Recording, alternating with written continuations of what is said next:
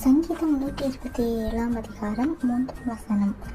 பிள்ளைகள் கர்த்தரால் வரும் சுதந்திரம். ஒரு குழந்தை பிறப்பது வெறும் குடும்பத்தின் மகிழ்ச்சி மட்டுமல்ல, அது தேவனின் நோக்கமும் ஆசீர்வாதமும் ஆகும். தேவன் ஒவ்வொரு பிள்ளையும் ஒரு குறிப்பிட்ட திட்டத்தோடும் அழைப்போடும் இந்த உலகத்தில் அனுப்புகிறார். ஆகவே அந்த பிள்ளைகளை நாம் தேவனை நேசித்து அவருடைய சித்தத்தின்படி ஒவ்வொரு நாளும் வளர்க்க வேண்டும். சாமுவேலை போல் தேவனுக்காக பயன்படுத்தப்படும் பிள்ளைகளாகவும், தானியேலை போல பரிசுத்தத்தில் நிலைத்திருக்கும் பிள்ளைகளாகவும், தாவீதை போல் தேவனுடைய இருதயத்திற்கு ஏற்ற பிள்ளைகளாகவும் அவர்களை வளர்க்க வேண்டும். பிள்ளைகள் நம்முடைய மிகப்பெரிய ஈவு. அவர்கள் தேவன் நமக்கு படைத்த ஒரு மிகப்பெரிய பொறுப்பு.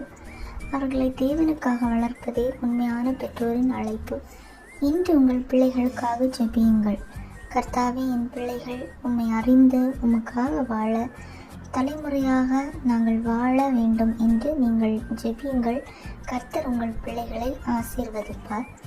பிள்ளைகளை கர்த்தருக்காக நீங்கள் அர்ப்பணியுங்கள். இந்த வார்த்தை மூலம் கர்த்தர் உங்களை ஆசீர்வதிப்பாராக. ஆமேன்.